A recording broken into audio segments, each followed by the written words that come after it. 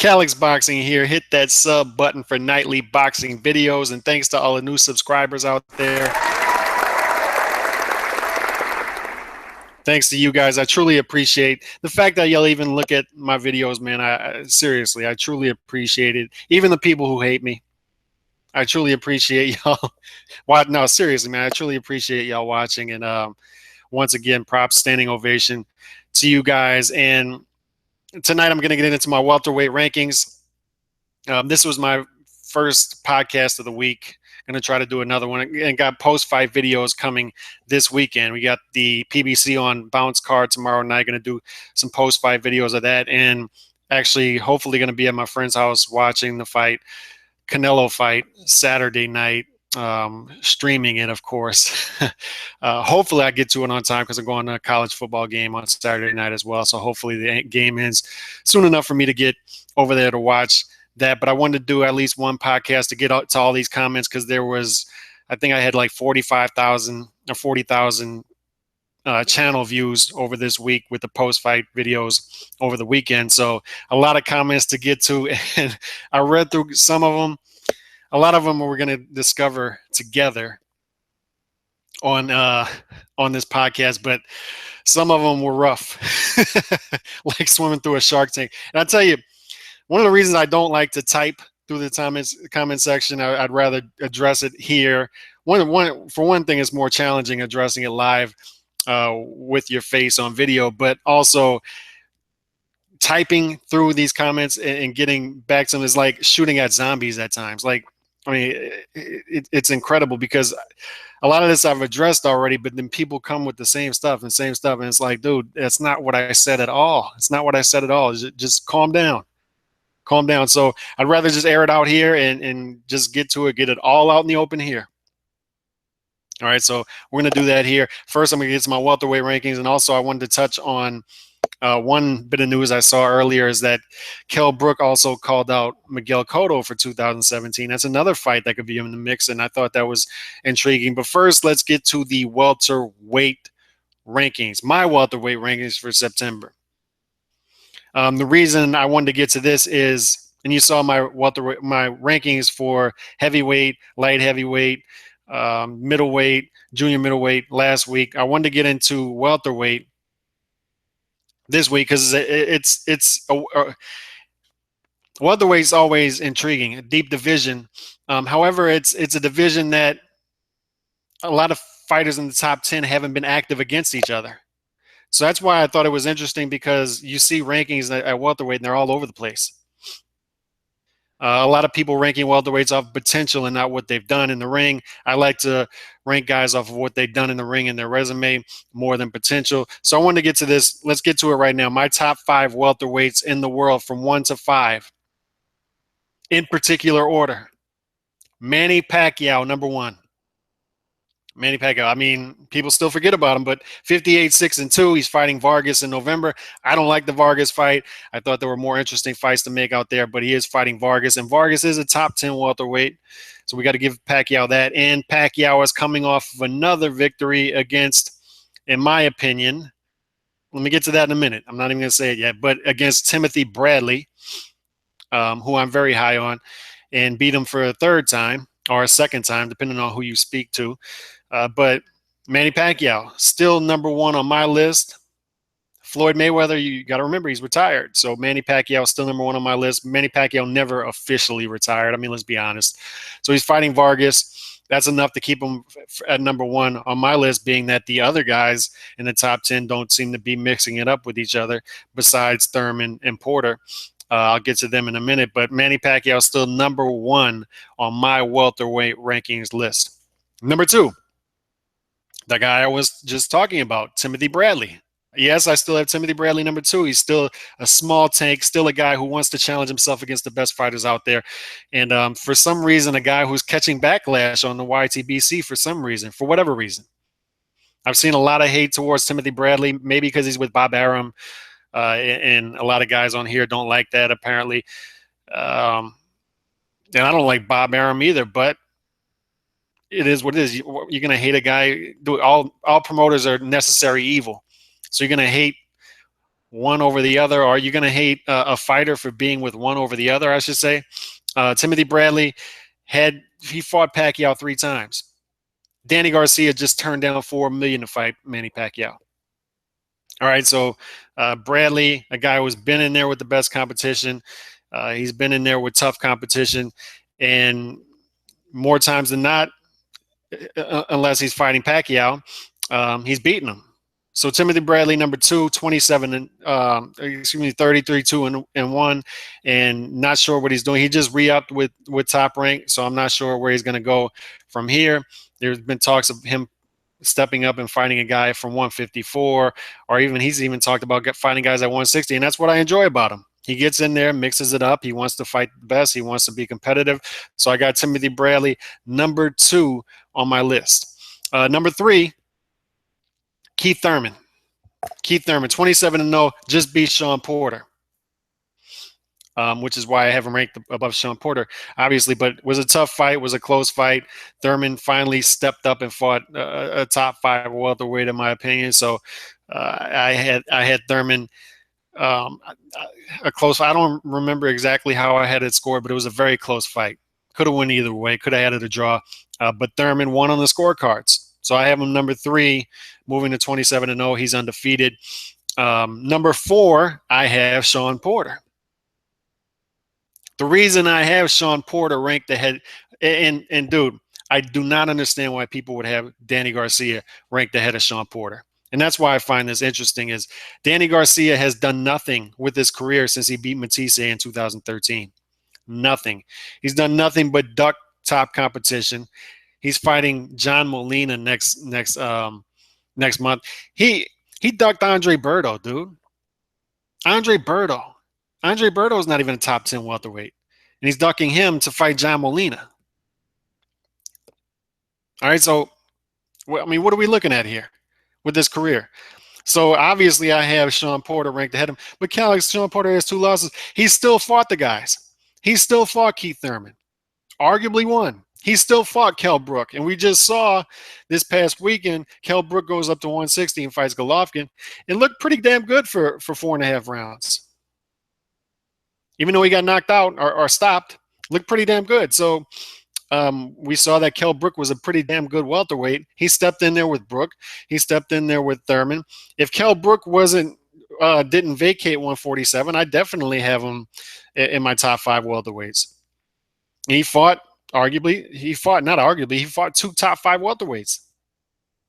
And some people I've seen had Kell Brook number 1 welterweight. So fought 2 ultra-talented top 5 welterweights, lost to both of them, but lost to Thurman in close fashion. Some people had him winning the fight. I just think you have to reward strength of schedule over guys like Danny Garcia, who are just coasting it with their career, fighting guys like Malignaggi, Robert Guerrero. Come on. And now John Molina, not staying active, not fighting top competition. Danny Garcia, this is only his 2nd fight of the year. He fought Guerrero, in January? So, no, Danny Garcia is not in my top 5. Not. Who's number 5? Errol Spence Jr. Now, you're going to say, Calix, I thought you rewarded resume over potential, but it's what have you done for me lately? Okay, Errol Spence Jr., at least he's active. At least he's starting to progress in his career, while guys like Danny Garcia and Lamont Peterson aren't doing much with their career right now. So guys like Danny Garcia and Amir Khan, I should say, too. Amir Khan really doesn't have his best wins are at 140.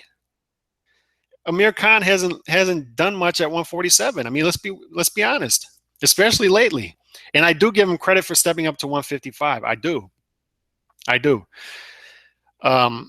However, him not doing much at 147, I'd never had him ranked high at 147.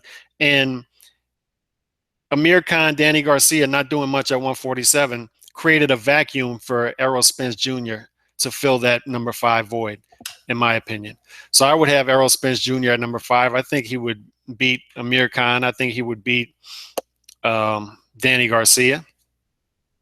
Just being honest. Lamont Peterson, another guy. A lot of people felt he wanted Danny Garcia fight back in April of last year, I believe it was, but he still showed flaw. He still didn't look that good for the first 7 rounds of that fight.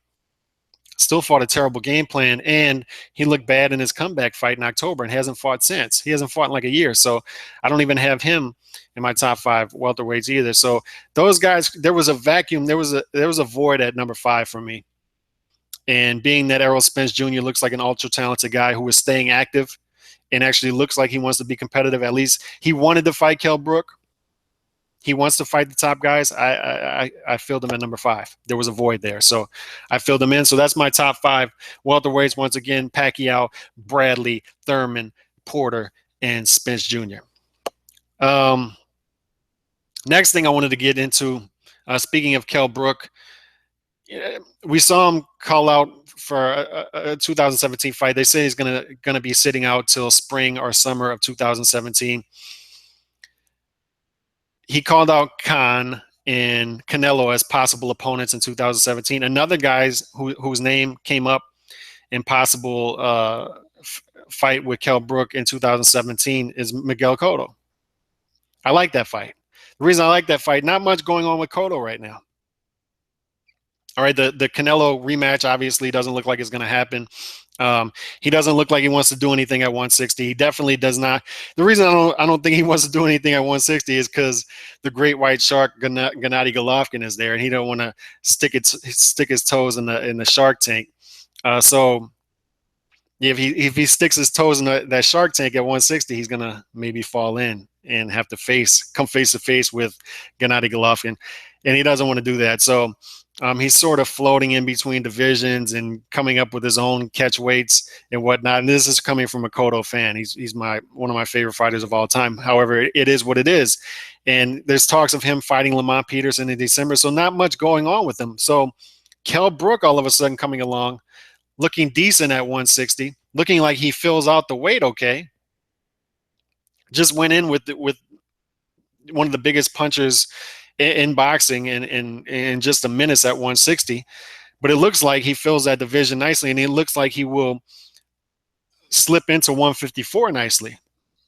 Kell Brook matches up well with anybody at 154, in my opinion. So the fact that him and Cotto are around the same division, and Cotto is looking to get in there with a named opponent, although Cotto is a tough guy to negotiate with these days. I think that's a matchup that makes perfect sense for both guys. Kell Brook is looking for a name to put on his resume, and Miguel Cotto is well past his prime. He would give him that name that he wants on his resume. He would give him that name for a big fight, whether it be over there. I doubt Cotto goes over there, but that's a fight that would make sense in New York. Those fans over there have shown that they fly to New York to support their fighters. And Cotto is a huge draw in New York. So could you imagine Cotto versus Brook in 2017 at MSG or at Barclays? Particularly in MSG. MSG is Cotto headquarters. So that fight would make perfect sense. There would be a perfect clash of cultures there, and just a great atmosphere. So I would love Brook versus Cotto. And for Cotto, it makes perfect sense because he's looking for a meaningful fight at this point in his career. Although I think he is. I think he wants a meaningful fight, a guy who is relevant.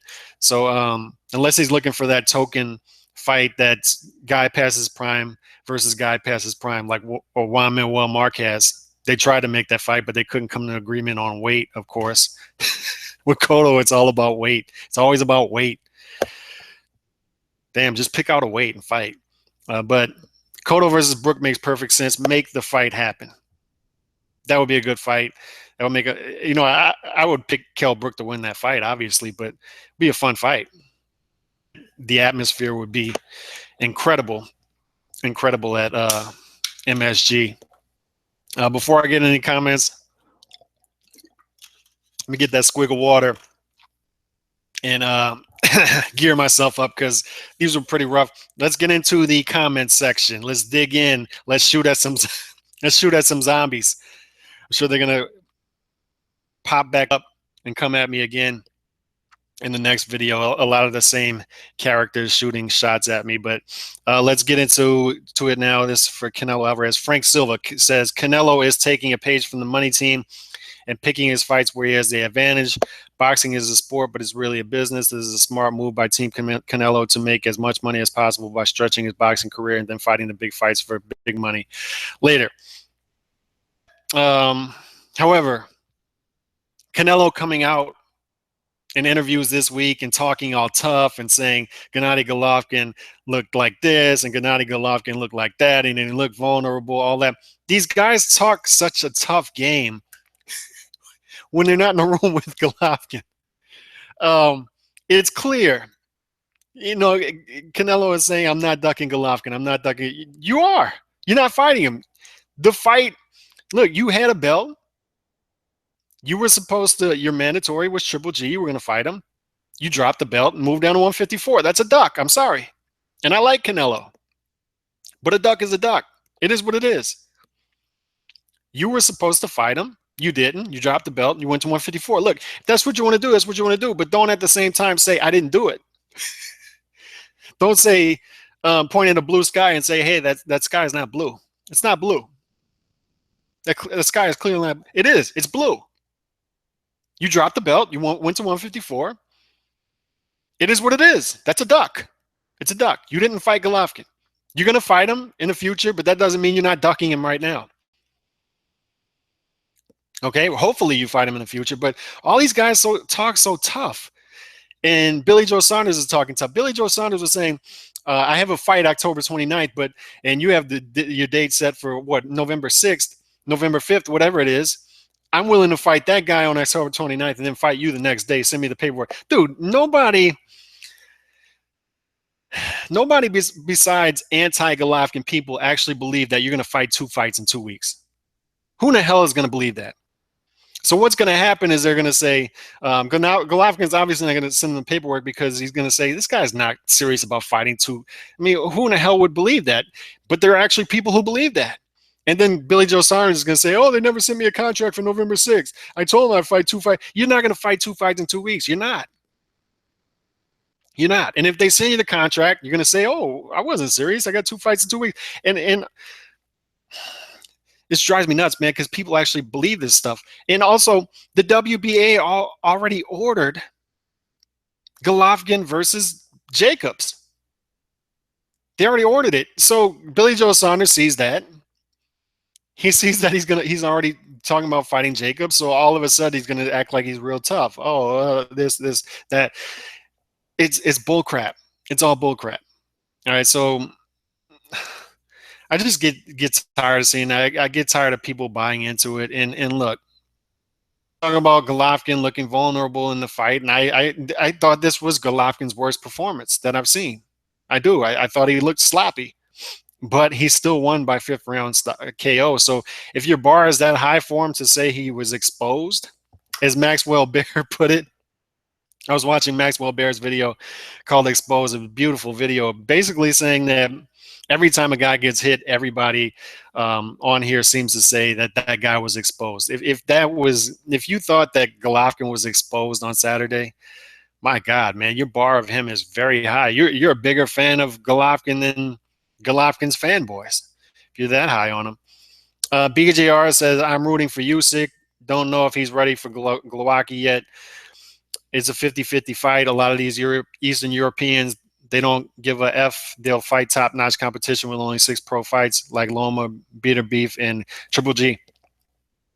That's true with Loma for sure. The thing that I don't like, though, is these guys stay amateur for so long that they come in pro-ready for sure. I mean, that amateur system out there in Eastern Europe is I mean, it's producing great fighters. It just is. It's producing skilled fighters who are pro-ready. However, I'd still like to see these guys. I still like seeing guys turn pro earlier than staying amateur for so long. That's just me. I'm not and that's a selfish reasons for me. I'm just not a fan of amateur boxing. I'm just not. I can't watch it. When the Olympics come around, I just can't watch amateur boxing. I can't. So selfishly, I'd rather these guys turn pro earlier and catch their lumps in the pro ranks, much like the Mexican fighters do. But it is what it is with that. But yeah, they step up quick. This guy's in a huge fight in foreign soil, on his competitor's home turf. Experience wise, he's outmatched experience wise. However, he does make up for it technically, and I think that's a hell of. It's going to be a fight of the weekend. That's a hell of a fight. I still think Milwaukee's going to win the fight. I've seen him be in the minority there. A lot of people are picking Usyk to win the fight. They just think that this guy is something special. I don't know, man. I just see Usyk as a guy, as I put in the in my prediction video. Right. He's a southpaw fighter. He doesn't take as many risks with the left hand as I like. He's a guy who methodically breaks you down. So when I see a video, I saw Marcus R here put Usyk will knock him out sometime between rounds of 1 and 6. I disagree with that because Usyk's a guy who methodically breaks you down, and Glowacki's a guy with a good chin who isn't going to go anywhere, especially on his home turf. He's going to try to defend that. He's going to have the momentum of his crowd going with him. I just don't see him getting knocked out that early.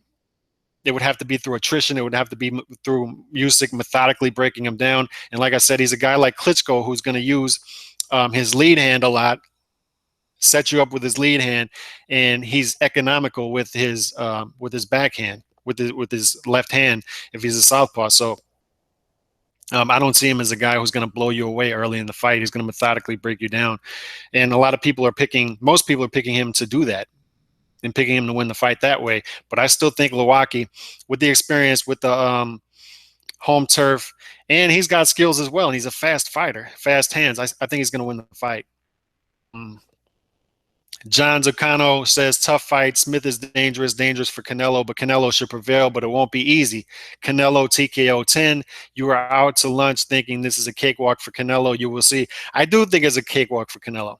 I think when Canelo has guys set up for him, who are going to stand in front of him, guys who are hittable, Canelo looks great. Canelo looks like arguably the best fighter in the world when he has guys who are going to be complementary to what his strengths are. When Canelo has movers in front of him, that's when he looks a little bit more vulnerable. He still has beat movers. He beat Khan. He beat Lara. He beat Trout. He beats guys who can move around. But at the same time, looks a little more flat-footed against those guys. However, when he has guys in front of him like James Kirkland, like an Alfredo Angulo, Liam Smith will be hittable in here. Canelo will be able to find him. He will find him, and he'll look great against him, much like he did against Baldomir. I mean, the same thing. When he has guys in front of him, like, especially guys who he can outsize, I think he looks great against him. I think he's going to look great against Liam Smith. It's supposed to be a great atmosphere. It's supposed to be like between 50 and 60,000 at Cowboy Stadium. So Canelo's team's going to get what they want here. Canelo's fans are going to flock to him no matter who he fights. It's going to be a great live gate. However, I don't think the pay-per-view is going to be a success by any means. By any means. I think they have to step it up again. This is like I said, this is a duck for Canelo. It's a duck move. He should not be in there with Liam Smith. He should be in there with the Triple G. Or if you're not in there with the Triple G, you should be in there with getting yourself ready for a Triple G, with guys who fight like him, with guys who are the same size as him. That's just my opinion. So I don't see much sense in this fight, and I think it is going to be a cakewalk. I think Canelo is going to win this fight early and often. So we disagree with there. Shia Bickel says, thank you. He's talking about the Robert Easter Jr. post-fight video that I finally did. He was telling me that I have to watch the fight. And I did.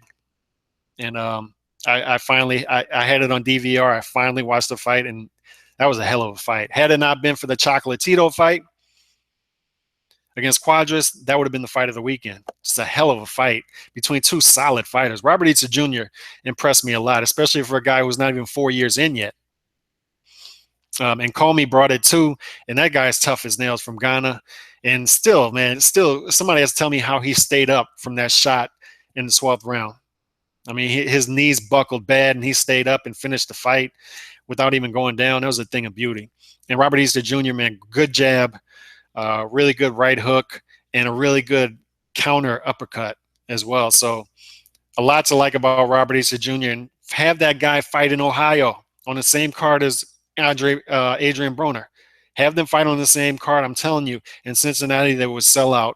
And the environment, the atmosphere would be bananas if those two guys were on the same card. Makes a lot of sense. And I wouldn't mind seeing that rematch, by the way, between Easter Jr. and Comey. Great fight. Great fight. It really was. Cambo Blue says, I wouldn't be surprised if Quadras was on some shit. The guy had acne all over his back. He does have some serious back knee, Quadras. Serious back knee. With the super second win past 8th round. He did come on late in that fight. Where was all the energy come from? Yeah, I don't know. I don't know. Quadras is an active fighter. As far as having back knee and being on steroids, I don't know. I know that is one of the symptoms, but I know that is one of the side effects, but I don't know. I'm not going to call him out on that, but ultimately, you know how I feel about drug testing. I think it just gets in the way of good fights. I don't care. These guys get caught, they don't really get punished for it, and then they just make up some excuses, and then boxing fans make up excuses for them as well, and they just forgive them. So I don't even think it matters anyway. So I don't think people even care. Scorpio 11477, best and most meaningful fight of the weekend. In my opinion, Usyk has good size and reach to complement his skill set, while Glowacki faced better competition in the pros and will be extra motivated fighting in front of his countrymen. I think Usyk is the goods and outboxes and stops Glowacki late. And that seems to be what most people are telling me, that Usyk, they think Usyk is going to stop Glowacki late. He's going to methodically break him down. I think Glowacki, he's not going to be I don't think he's going to be stopped. I think he's going to go to the scorecards. And you got to remember, they're fighting in Glowacki's home country. Anyway, so you got to remember scorecards when you fight in on a guy's turf, how they are. They favor that guy. You got to remember that every time Glowacki lands a punch, the crowd's going to be going crazy for him. That sways judges. You got to remember that stuff. So I just think Glowacki by decision. I think in a close fight, the judges will tip towards him, and I think he's going to win on the scorecards. Just my opinion. But that is a close fight. Tough fight to call. Hawker Mustang says, interesting. I favor Willie, and that's in regards to the Willie Monroe Jr. versus Gabe Rosado prediction video I did. And I also think Willie Monroe Jr. is going to win that fight. I think he's more the natural middleweight. He's a guy who has speed, has fast hands, has a nice jab, moves in and out well. And Gabe Rosado, I think he's going to have problems with that, and I think he's going to have problems yucking this fight up, which he needs to do.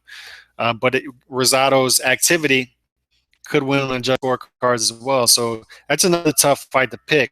I just went with Willie Monroe Jr. I think he's the fresher fighter. He came back nicely. I think he fought in June, finally coming back off a 13-month layoff after the Golovkin fight. He needed that. So, I think Willie Monroe Jr. is going to win that fight. Let's see what else we got here. Dima Kluko says, Usyk will remind you of Lomachenko on this one. Wait and see. I'll have to wait and see. Lomachenko is not a guy who personally, style-wise, I like. Lomachenko, to me, he needs to turn on his punches more. Doesn't turn his punches, but he's a super talented guy. Don't get me wrong. And a lot of people think he's pound for pound talented, just style-wise. I just want to see him sit on his punches more, turn on his punches more, and instead of going activity, just sit on those punches and try to knock guys out. But that's just me, but whether he looks like Lomachenko or not doesn't really mean much to me. I just want to see him look good, and I want to see an entertaining fight, and we'll see what he has. We'll see what he has. I've seen him fight a couple times before, but this is a big step up for him. Big step up for him in talent-wise. So Cornwall 1888 says Glowacki isn't that experienced either. Huck was his first title fight. I think it was his first title fight, I believe, and it was his first fight in the States as well. However, he looked damn good in that fight, came on late in that fight through a lot of adversity. Huck out in the 11th round after trailing on all three judges' scorecards, although it was close. Had it gone 12 rounds, it would have been a close fight. Had he won 11-2, I think 11-12, I think he would have edged out the fight. However, he won by knockout, came on late, and ended up following that up with a damn good win against Cunningham, where he knocked him down 4 times and won on all three judges' scorecards. So I like Milwaukee a lot. He is much more experienced than Usyk. He just is. But whether that matters or not, that's the question. That's the question. Maybe Usyk is fresher. Let's see what else we got here. Top Cat 89 says, I see why GGG ducks Lara and Ward. LOL, he's a effing bum. No head movement. What if that was Eubank with that uppercut Kell hit GGG with? LOL. Dude, seriously, you thought Eubank would have knocked him out with an uppercut? Like GGG said, I think Eubank forgot his pin. You know, his corner forgot their towel and they forgot their pin as well at the negotiation table. Look, dude, Eubank, don't bring up Eubank. That gives you no credibility. But this is what I'm saying as far as the GGG detractors is they're bigger fans of Triple G than Triple G's fanboys are. And Maxwell Bear, once again, did a great video explaining that and going into detail why that is. And I did I actually did a similar video a couple of years ago about Flomos, about how Floyd's detractors are actually higher on Floyd than the Flomos are. The Flomos actually, and I know I'm not supposed to I'm not supposed to talk about Floyd. I've been told that when I dropped this past video a couple of days ago about Flomos, and Chocolatito, but Flomos are not very high on, they think they are, but they're not very high on Floyd when you see their actions. And Floyd's detractors are high on Floyd because they want more of him. And it's the same thing with Triple G is when you see a guy like Top Cat 89 say he has no head movement, which that is actually debatable. That I can see. Whether he just doesn't use his head movement because he doesn't care, he just wants to get. Triple G's biggest, and he said this after the fight, what bothers him is distance more than punching power. Like he said, I have a good chin. I was walking through Kell Brook's punches. They weren't bothering him. His power wasn't bothering me. The distance was bothering me. And what he means by that is Triple G's like the lonely girl in a long distance relationship with her boyfriend. You know, she's lonely. The distance bothers her. She just wants to be close. And that's Triple G. He just wants to be close. He just wants to be in a street fight. He just wants to fight. So he'll do anything to get close, whether it be using side-to-side movement like he did against the Lemieux, using upper body movement and whatnot, or just straight walking a guy down. He's not into cutting off the ring and whatnot and getting cute. A lot of times he's just going to walk the guy down and walk. And when you do that, you're naturally going to get hit more. So I don't know if it's a no head movement thing. Maybe he doesn't have great head movement. I don't know, but maybe he's just not using it because he felt he hasn't been able to. That's actually a credible critique. But as far as GGG ducking Lara, come on. And Ward, come on. Everybody knows. Look, people who are deep into the boxing world know that he didn't duck Ward. They just know that. That's been debunked already a million times. And Lara, come on, dude. I still don't understand why people are so high on Lara. I don't get it. I just don't see it. I don't see it. But if you think Eubank could have knocked Triple G out with an uppercut, then God bless you, man. God bless you. But GGG's fighting Kell isn't a cherry pick. And this is Top Cat 89 once again saying, I guess critiquing me that I'm saying Danny Garcia is ducking Andre Berto to fight John Molina. I said a million times on here, I thought Triple G fighting Kell Brook was a cherry pick. I did. I thought it was a low risk, high reward fight. to enter into the UK market and fight a guy they knew they were going to beat, and make money. And I gave him a name on his resume instead of fighting another random middleweight. I thought it was a cherry pick. I did, and I said it a million times. Where were you? I guess I have to say it a million one times. I thought Triple G fighting Kell Brook was a cherry pick. It is what it is. Ray Pierce says, Danny Garcia knows Berto is a dog in the ring. He doesn't quit even after a knockdown. That is true about Andre Berto. He doesn't quit. He is a persistent fighter. He is a better fighter than John Molina. You know, whether it's by much or not, I don't know. I was actually going to make fun of Danny Garcia for fighting Andre Berto instead of fighting a Manny Pacquiao or anybody in the top 10 for that matter. Andre Berto is not even a top 10 welterweight. But he goes a step below that and fights John Molina. I mean, it's just ridiculous with this dude at this point. He's a duck. That's why I call him Duck Dynasty. Danny Duck Dynasty Garcia. He's terrible.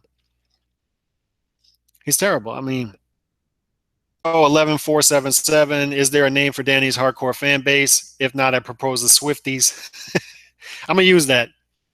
I actually think Swifties is a good name, like Flomos, Pactards. Swifties for the Danny Garcia people. I think it's a very good name for the Danny Garcia fanboys, the Swifties, and there are a good bit of them out there. Even after this, they're defending it. You know, it's like Stan worshiping Eminem. That's how the Swifties are with Danny. Oh my God. They're a fun bunch. Well, I think even the most ardent Swiftie on earth isn't going to get too geeked up about this fight. Dude, I wouldn't put it past him. I wouldn't put it past him. If you're going to delve into lower weight classes for opponents, at least make sure they're bringing strong credentials to the table. Much like Triple G fighting Kell Brook, a lot of people were high on Kell Brook. He at least picked the guy 2 weight classes below him who a lot of people felt was a threat. I wasn't one of them, but I was sort of proven wrong about that because Kell Brook fought well in the first 4 rounds, even though he only won 1 round. For the life of me, I actually saw people on here saying they thought Kell Brook won 3 out of the first 4 rounds against Triple G. In order for that to happen, you either have to be extremely blind.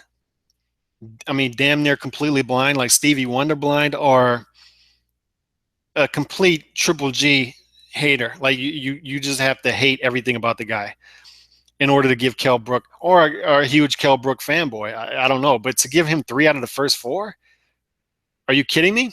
2 out of 4 is a stretch. The second round is the one. That's the one you could give him. That's the one I gave him. But to give him, I mean, 1, no, out of the question. He did not win 1 by any means. 4 out of the question. 4, he didn't win 4 by any means. He was hurt in both of those rounds. And 3, I mean, if you want to give him a comparative round, any round besides 2 that you gave Kell Brook would have just been a comparative round. Like, you didn't expect much of Kell Brook coming in at all, and the fact that he landed a couple punches on Triple G and exposed him. Oh my God, he exposed him by hitting him with a couple shots. To give him 3, I mean, dude, you have no credibility at all if you gave Triple G Kell Brook 3 rounds in his fight. He also goes on, especially when nobody at welterweight is avoiding Danny. Amen. I hear guys calling out Danny left and right from the mountaintops. I heard Keith Thurman, Sean Porter. These guys are calling out Danny Garcia, and he won't fight him. People are begging to fight him, and he won't fight him. And Al Heyman isn't putting him in there with guys because he saw him get exposed against Herrera and Lamont Peterson. He saw it, and he's keeping him away from those guys. So, let's see what else we got. Scorpio, again, very entertaining fight. Both guys fought to win, not to lose. He's talking about Easter Jr. versus Comey, and that's a great point. Both guys were fighting to win. Both guys were throwing punches. Both guys were in there late and trying to knock each other out, and they were not fighting not to lose. You know, Easter Jr. didn't feel like, oh, I'm up on the scorecards, I'm a coast in this round. Same thing with Comey. They weren't afraid to take risks, is what he's saying. And both guys' stock goes up according to him, and I agree. And he wants to see the rematch. And once again, I agree. I think I'd love to see a rematch. Both guys' stock went up in my book. I think Robert Easter Jr., you could definitely say he's on the fringe of that top 5 at 135, and Comey is right on the outside of that, in my opinion. So, especially in a division that isn't that stacked. So, this is in regards to my Chocolatitos Oh Must Go video, quoting the Flomos, because every single dude, the same characters that we always talk about who are so pro Floyd and so anti Chocolatito and Triple G, because they're pro Floyd and because they see these guys are undefeated and doing well in boxing, they feel he's a threat to Floyd for some reason, for some indirect reason. I don't know. I don't see why you can't like all of them. I actually I've liked Floyd since the late 90s, before these guys even started following boxing. I'm a detractor of Floyd because I think he could have done so much more with his career than he actually did. As his career went on, I just got more turned off by some of the stuff he was doing. But at the same time, I can say this guy has legendary talent. Floyd has legendary talent, dude.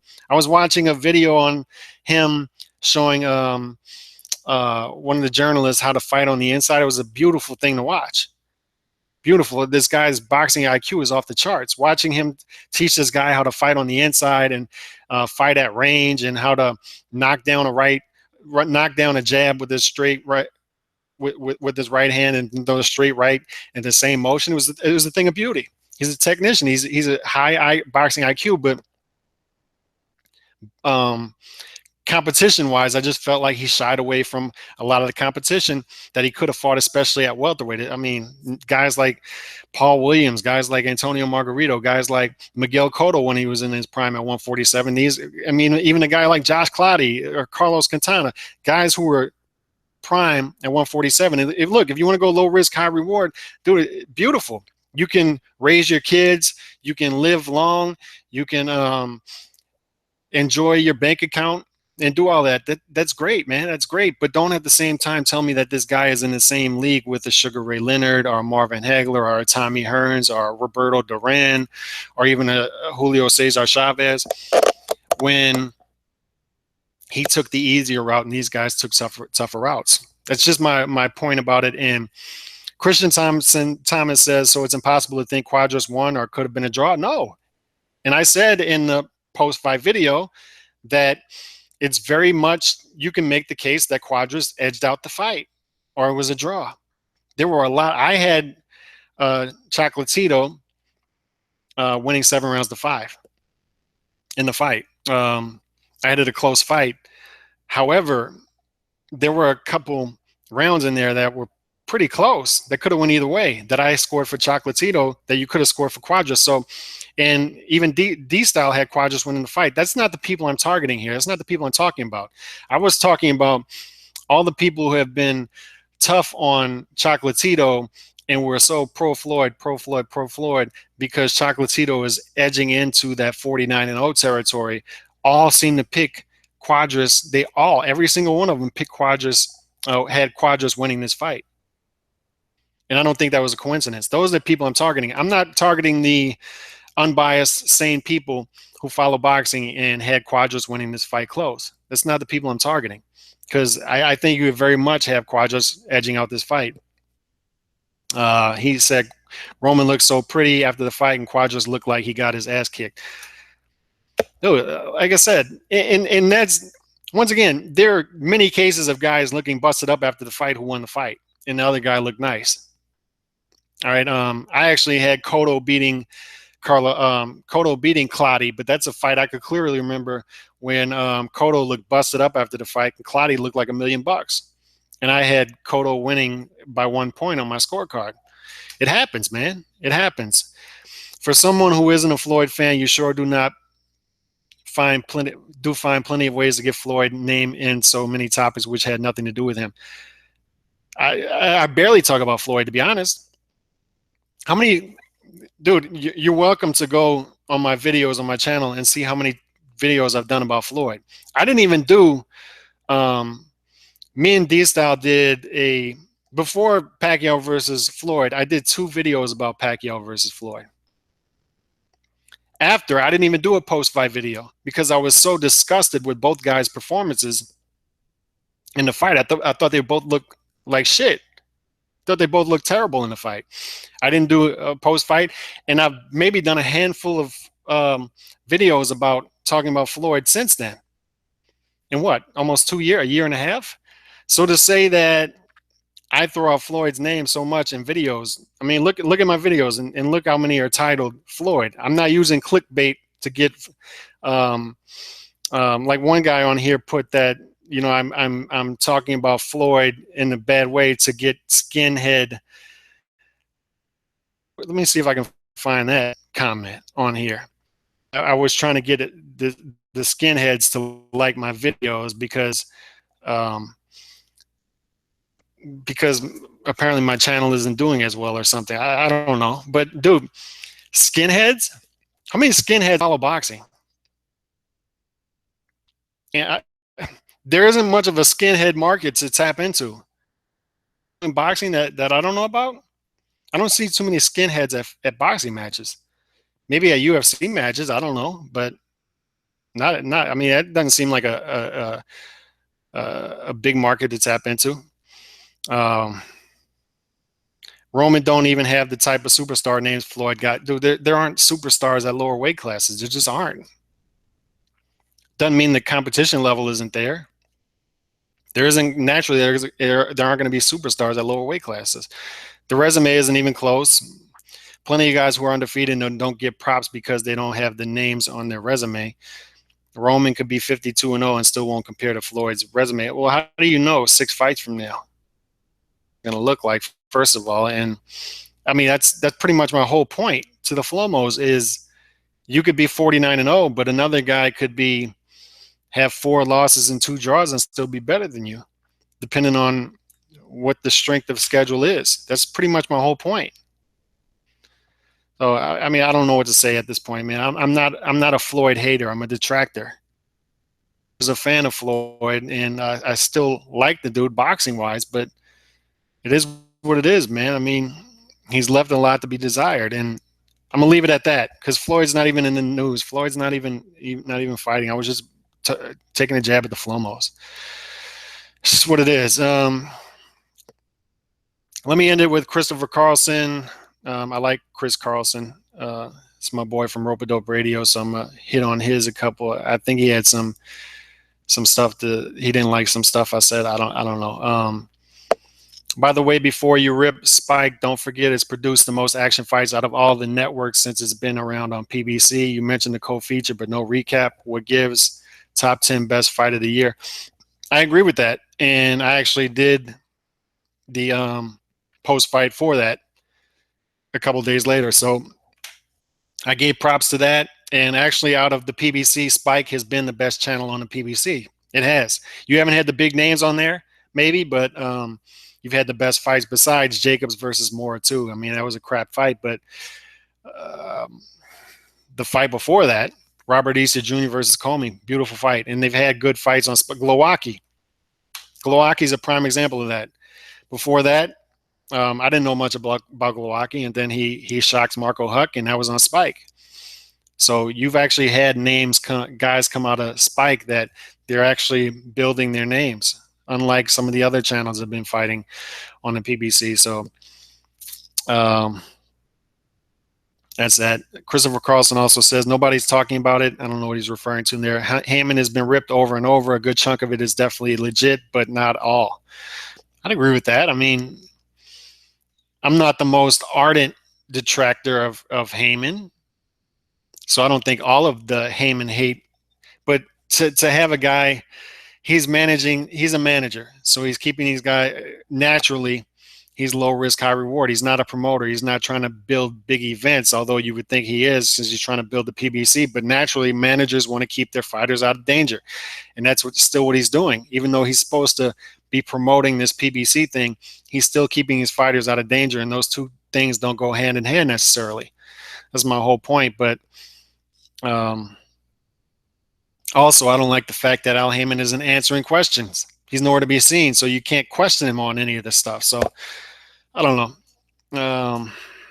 As far as Danny, to be fair, you didn't mention they offered both BJ and Eubank the fight, and both claimed they were looking for a GGG or Canelo fight. Yeah, but they still didn't fight Triple G, and uh, I don't know.